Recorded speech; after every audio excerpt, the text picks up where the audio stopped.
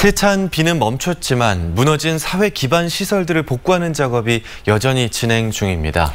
시설 복구가 늦어지면 주민들의 생계와 건강을 위협하는 2차 피해가 우려되는데요. 폭우 이후 어떤 대책이 필요한지 호남대학교 김용철 소방행정학과 교수와 살펴보겠습니다. 교수님 안녕하십니까? 네, 안녕하십니까? 네, 교수님 안녕하십니까? 여러 곳이 많은 곳이 피해를 입었는데 그중에 구례는 아예 물에 잠겼다라는 말이 나올 정도로 피해가 컸습니다. 댐 수문을 갑자기 한 번에 열었다든지 이런 적절하지 못한 대처가 피해를 키웠다는 이야기도 있는데요. 우리 교수님 보실 때는 피해 원인 어떻게 보고 계십니까? 기본적으로 예상을 뛰어넘는 강수량을 기록했다라는 것이 이번 피해 발생의 가장 큰 원인이라고 할 수 있습니다. 하지만 여름철의 장마 전선이라든가 태풍 같은 경우는 과거 사례로부터 일정 부분 사전에 예측이 가능하거든요. 이런 점을 고려한다면 이번 홍수 피해 같은 경우는 시시각각으로 변하는 그런 긴박한 상황에 대해서 유연하게 대응하지 못했다라는 점이 좀 피해 확대 요인이라고 설명을 드릴 수 있습니다. 네, 이처럼 대규모 수몰 이후에 우려되는 피해는 어떤 거가 있습니까?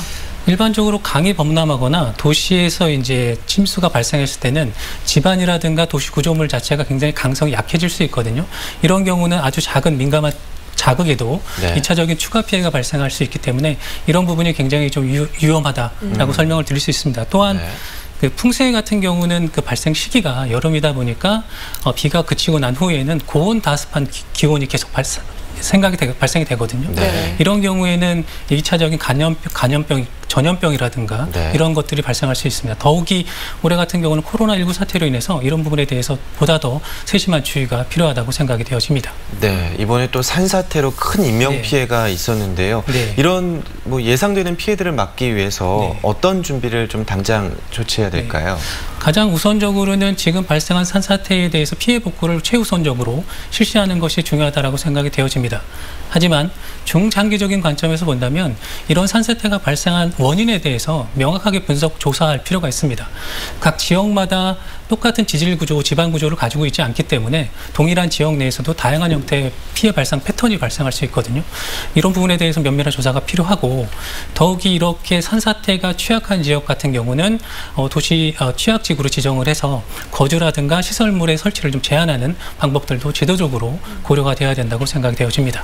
네, 기상청에서는 이번 이례적인 폭우의 원인이 기후위기 때문이다라고 이야기를 하는데요.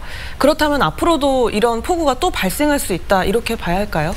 제 개인적인 생각입니다만 앞으로 이런 자연재해 재난 같은 경우는 그 발생 빈도나 강도가 훨씬 더 세질 것이다라고 생각을 하고 있습니다. 이런 의견을 드리는 거는 UN 산하기구의 IPCC라는 정부 산하기관이 협약기관이 있거든요.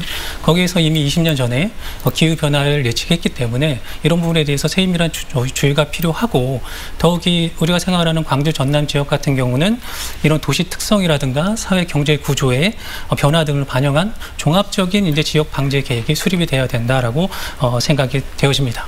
네, 그렇군요. 앞으로의 재해 상황에서 피해를 줄이려면 지자체 또 시민들이 어떤 일을 해야 될까요?